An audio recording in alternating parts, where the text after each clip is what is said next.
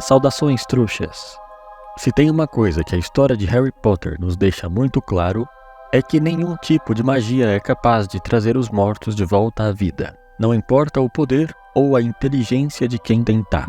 Até mesmo a Pedra da Ressurreição, que teria um efeito esperado de ressuscitar os mortos, é incapaz de fazê-lo.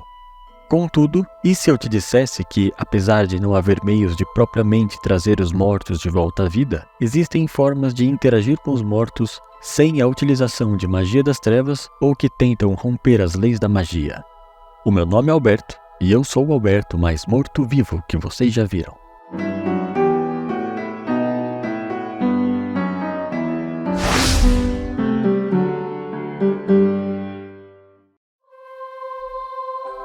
Eu separei 7 formas mágicas de interagir, falar, ver ou buscar os mortos, e separei em 2 categorias: formas pouco satisfatórias e formas muito satisfatórias. Nós vamos começar pela primeira categoria, mas antes disso eu gostaria de pedir que você se inscrevesse no canal e desse um like se você gostar desse vídeo. Eu ficaria muito grato. Fantasmas. Conversar com fantasmas é a primeira forma da nossa categoria de formas pouco satisfatórias. E eu diria que é a forma mais fácil e ao mesmo tempo menos satisfatória de entrar em contato com os mortos. Isso porque se você for um bruxo, será capaz de ver os fantasmas e falar com eles normalmente, a depender da vontade deles de falar com você, é claro. Porém, é mais provável que alguém procure uma forma de contatar os mortos se for para falar com quem conhece, e não com qualquer pessoa que já se foi. Dessa forma é muito provável que quaisquer fantasmas disponíveis não sejam de interesse pessoal de nenhum vivo, com exceção, talvez, de algumas pessoas com quem o fantasma conviveu em vida. Mas nesse ponto temos 3 problemas. O primeiro problema é que tornar-se um fantasma é um dos piores destinos que se pode ter após a morte. E eu digo morte entre aspas, pois, embora morta, a pessoa está presa à terra em condições dolorosas e tristes. Fantasmas são eternamente o que a pessoa era quando morreu. Todos os seus conhecimentos, lembranças, arrependimentos, felicidades, tristezas se congelam no tempo. Coisas boas e ruins. Porém, só se torna fantasma o bruxo ou bruxa cuja morte veio em um momento ruim, em um momento de tristeza, de preocupações intensas, que impediu a pessoa de seguir em paz para o além. E isso aprende a terra numa imitação vazia e limitada da vida, sem poder sentir o calor de um abraço, o sabor de qualquer alimento, o frescor da água ou do vento, além de poder estar somente em locais onde já esteve quando era vivo. Segundo problema, o sofrimento que transformou uma pessoa em fantasma encobre quase toda a ponta de felicidade que ela possa porventura obter. Fantasmas são tristes por definição, são limitados ao passado e eu imagino que você não gostaria de ver um ente amado condenado à eternidade de sofrimento, gostaria? E terceiro e último problema. Por mais que fantasmas sejam uma fonte inesgotável de interação com os mortos, os vivos que podem se interessar por algum deles não são. Eles vão morrer e qualquer razão que puderem ter para falar com os fantasmas que conheceram morrerá junto. Retratos encantados. Os retratos não são bem uma interação com os mortos, eu sei, mas podem simular isso com bastante veracidade. Para ser sincero, não sei se isso piora ou melhora a saudade. Mas enfim, nem todos os quadros são feitos para representar absolutamente ou tão precisamente a pessoa que foi retratada. Por exemplo, se na parede da casa de uma família bruxa houver o retrato de algum familiar já falecido, talvez você possa conversar coisas simples com ele, mas não espere conversas muito profundas. O mesmo vale para os quadros nas paredes de Hogwarts. Mas nesse caso, não são necessariamente todos os quadros que representam pessoas que já viveram ou que ainda estão vivas. E por isso você pode até acabar conversando com alguém que nunca existiu fora da pintura. Mas tem mais uma coisa, alguns retratos são muito diferentes dos mais comuns. Os retratos dos diretores de Hogwarts, que ficam na sala do diretor, por exemplo, são muito especiais por uma razão. Apesar de não possuírem mente, já que não são seres vivos de verdade, esses retratos são capazes de aprender e serem treinados a agir e pensar como a pessoa retratada fazia em vida. Inclusive, é a própria pessoa retratada quem treina o próprio retrato. A princípio, os quadros dos diretores servem como uma fonte de experiência adicional e conselhos para o próximo diretor, mas inevitavelmente são uma potencial janela a um ente querido. Viagem no tempo.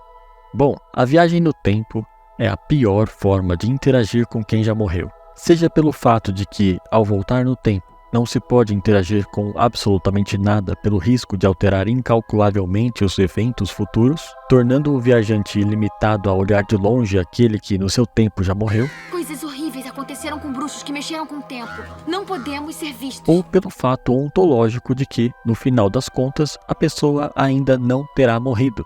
E ainda que o viajante fale com ela, não será bem a interação com uma pessoa morta, o que torna a viagem no tempo essencialmente qualquer coisa menos um método de interagir com os mortos. E talvez por isso nem deveria estar nesse vídeo, o que é uma loucura.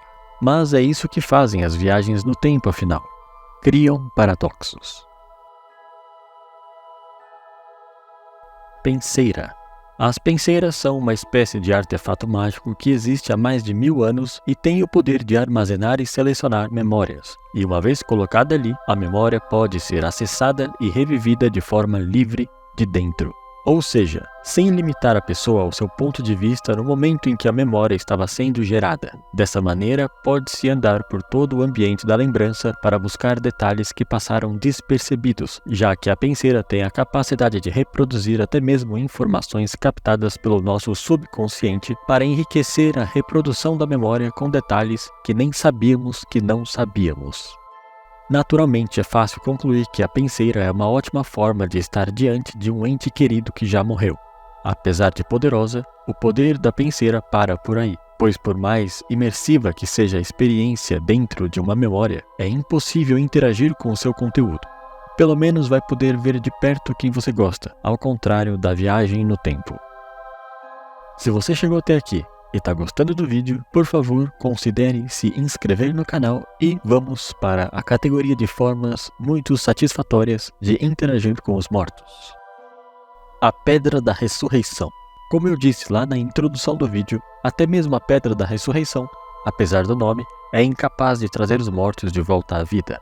Mas mesmo assim, ela não é completamente inútil. A pedra, de fato, pode convocar espíritos de pessoas amadas de volta ao mundo mortal, mas por já não pertencerem mais à vida, eles aparecem como figuras intangíveis e semi-transparentes. É possível falar com os espíritos convocados, mas utilizar esse método pode ser mortalmente perigoso. Se o bruxo ou bruxa não tiver clareza e compreensão de que a morte é um processo natural, não somente os espíritos convocados aparecerão com um aspecto melancólico e frio, como a pessoa que os convocou pode enlouquecer ou desenvolver uma depressão dilacerante.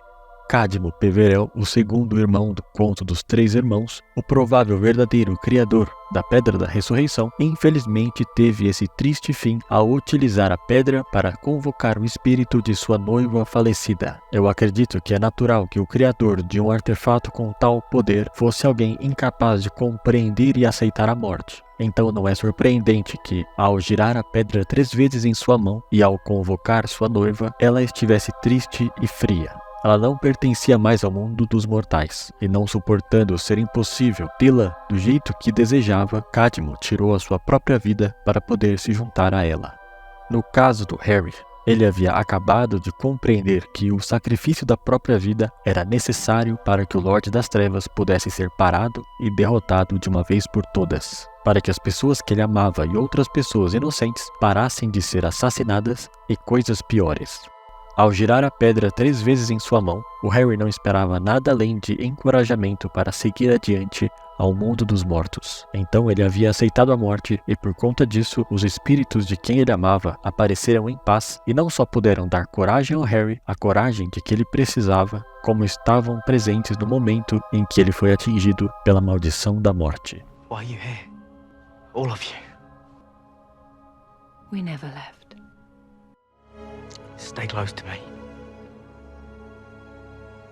Always. O Priori Incantatem. Nesse ponto, nós adentraremos um pouco a camada fenomenológica da magia, onde condições extremamente específicas permitem determinados efeitos mágicos extremamente raros. Nesse caso, o Priori Incantatem é um fenômeno que ocorre quando o material mágico do núcleo da varinha de dois indivíduos provém da mesma fonte, tornando-as o que é conhecido como varinhas irmãs. As varinhas do Harry e do Voldemort, por exemplo, não são simplesmente ambas feitas de pena de fênix, mas são feitas de penas da mesma fênix. Quando duas varinhas irmãs são utilizadas para lutar uma contra a outra, elas não funcionam muito bem e seus donos não podem matar um no outro. Ainda assim, se um duelo for forçado, as varinhas e os bruxos ficam interligados através de um feixe fino e dourado de luz que os envolve em uma redoma que mantém qualquer um incapaz de interferir na disputa. No ponto em que esse feixe de luz dourada que liga os dois bruxos e suas varinhas se encontra, um brilho mais intenso é produzido, como uma pequena bola de luz dourada, e ela anda na direção de um indivíduo para o outro, em uma batalha de foco e determinação. Se ela fizer contato com qualquer uma das duas varinhas, enquanto a ligação for mantida, os últimos feitiços realizados por ela serão regurgitados e desfeitos na ordem inversa em que foram feitos. E dessa forma, como é impossível trazer os mortos de volta à vida, se a varinha que perdeu a batalha tiver causado vítimas fatais, em vez de desfazer o feitiço causador da morte, os espíritos das vítimas sairão da varinha do assassino, como uma forma de eco essencial. E quanto mais tempo durar a ligação entre as varinhas, mais tempo os ecos dos falecidos terão no mundo mortal, sendo durante esse tempo capazes de conversar se eles quiserem. Harry, when the connection is broken, you must get to the portkey. We can linger for a moment to give you some time, but only a moment. Do you understand? A passagem para a morte. Por último, essa é a forma mais difícil, mas também a mais eficaz, eu diria, de fazer contato com uma pessoa falecida. Não dá para saber se isso é uma regra ou uma exceção, mas o fato é que, quando Harry Potter é atingido pela maldição da morte na Floresta Proibida, ele tem a oportunidade de interagir com uma pessoa morta quase como se ela estivesse viva, ou até melhor do que se estivesse viva. Alvo Dumbledore.